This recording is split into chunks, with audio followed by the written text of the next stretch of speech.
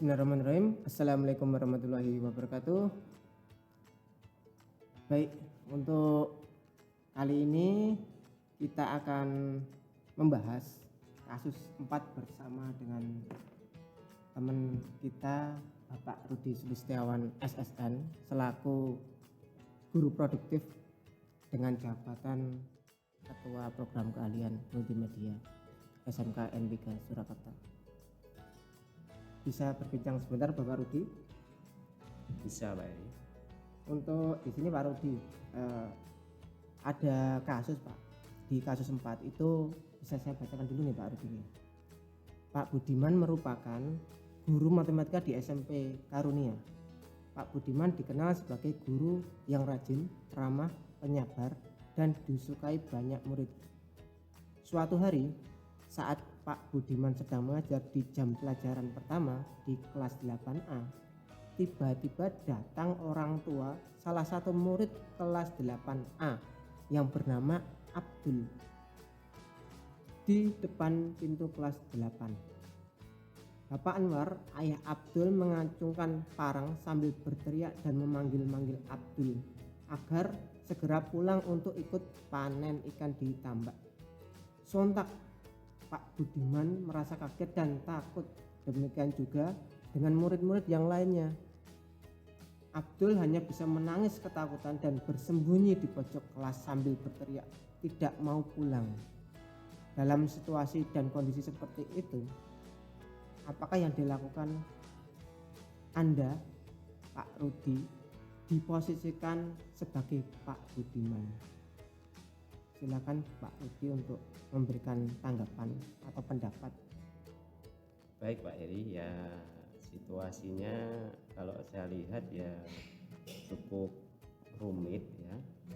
Tapi menurut perspektif saya, kalau saya diposisikan sebagai guru Pak Budiman, tentunya langkah saya yang pertama yaitu saya akan melindungi peserta didik saya yang ada di kelas, terutama Abdul ya, karena orang tuanya mencarinya tetapi tidak dengan cara yang baik-baik saja. Tidak sesuai itu.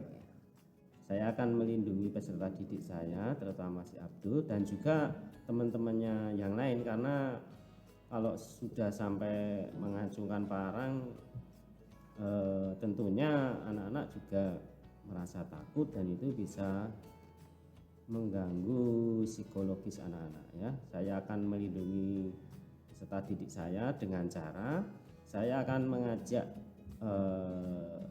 Pak siapa tadi Pak? Pak Anwar.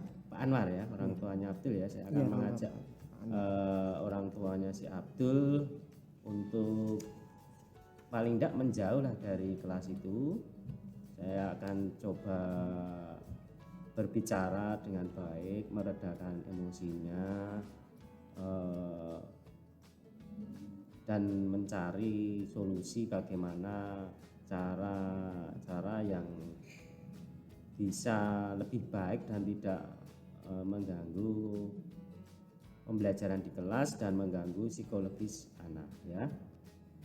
Tentunya sadar kalau orang tuanya Abdul itu kan mungkin sedang emosi ya Pak ya. Iya betul Pak. Tentunya kita ya juga butuh kesabaran dalam memberikan penjelasan ke orang tuanya si Abdul.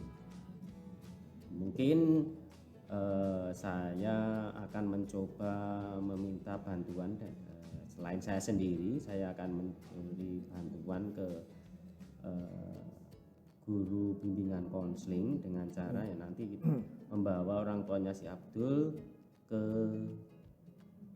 ruang bimbingan konseling dan mencari titik temu kira-kira yang diinginkan orang tuanya Abdul itu seperti apa. Kita nanti akan bicara dengan guru bimbingan konseling, karena menurut saya apa yang dilakukan orang tuanya si Abdul ini sudah melampaui batas. Terus saya juga akan menjelaskan ke orang tuanya Abdul. Kalau itu dalam kegiatan pembelajaran tentunya jika beliau ingin ketemu dengan anaknya itu ada prosedurnya ya Pak, dalam Masuk ke sekolah. betul, dalam dia ingin bertemu dengan anaknya itu ada tahap-tahapan yang harus dilalui. Mungkin pertama dari satpam ke guru piket, mungkin guru piket nanti menyampaikan ke guru di mana anaknya itu sedang belajar, terus nanti tinggal bertemu di ruangan, bisa nanti di ruangan tamu atau di ruangan BK misalkan ada masalah. Mungkin itu Pak, nanti kalau untuk penyelesaiannya kan nanti dibahas dengan guru BK juga, misalnya gimana. Kalau untuk lebih mendalam kan kita kan juga tidak tahu kenapa alasan apakah si Abdul itu tidak pernah membantu orang tuanya kan juga bisa Pak. Atau memang orang tuanya ini terlalu menginginkan anaknya harus kurang peduli dengan anaknya dalam pembelajaran kan juga bisa. Itu nanti bisa diselesaikan antara orang tua dan sekolah melalui bimbingan konseling. Asas kekeluargaan gitu ya Pak ya.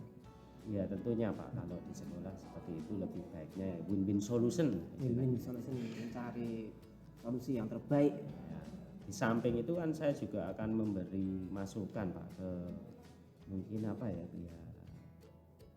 keamanan atau pihak sekolah ya. Mungkin satpam ya Pak ya. Kalau SMP di sini tuh satpam ada ya. Nanti mungkin mungkin ada beberapa yang tidak ada ya. Ke pihak satpam atau ya guru yang piket ya. Guru piket terutama pasti ada. Kalau untuk penjagaannya mungkin lebih diperketat ya. Saya juga tidak tahu ya posisinya seperti itu, mungkin mereka sedang ada perlu atau yang jelas kalau sudah ada orang tua masuk dan tanpa diketahui itu kan juga memberikan image yang kurang baik untuk sekolah kita ya. Kayaknya terlalu longgar ya. Kan juga ada prosedurnya, misalkan ada tamu seperti itu. Itu untuk masukan saya untuk yang Pak Budiman tadi ya ke sekolah SMP Kurnia tadi. Iya. Mungkin itu Pak tanggapan saya tentang kasus yang disampaikan oleh Pak Eri tadi. Di SMP Karunia tadi Pak. Iya. Ya Pak, terima kasih Pak untuk tanggapannya.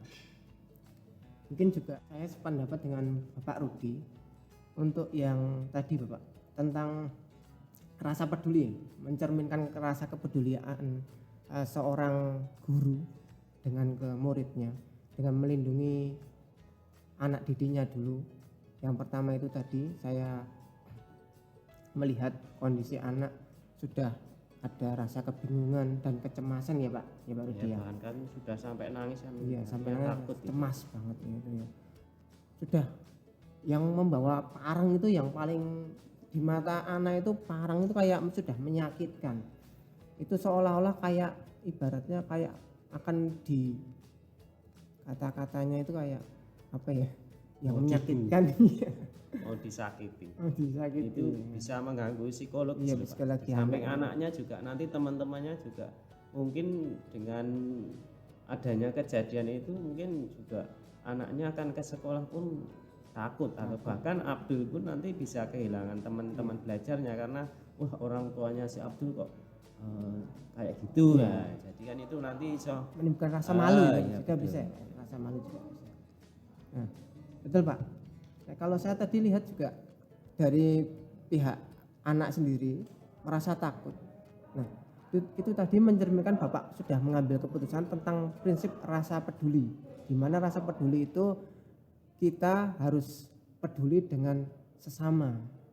Nah, terutama Bapak tadi di bidang sewaktu pembelajaran selaku kasus 4 Pak Budiman itu pelajarannya tentang matematika ya Pak ya tadi Pak. Iya betul.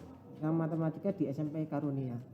Di sini anak sudah merasa takut, cemas dan seluruh di dalam kelas itu kayak tersakiti, tidak ada melindungi. Lah, muncullah Bapak Budiman itu menjernihkan suasana, rasa pedulinya di situ. Untuk selanjutnya saya juga sependapat, kedepannya mungkin bisa difilter dulu ya Pak.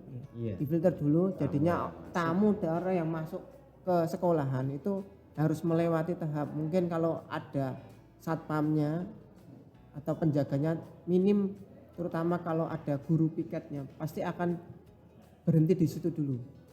Mungkin akan di suasana dinginnya di situ, berkepala dingin lah terutama.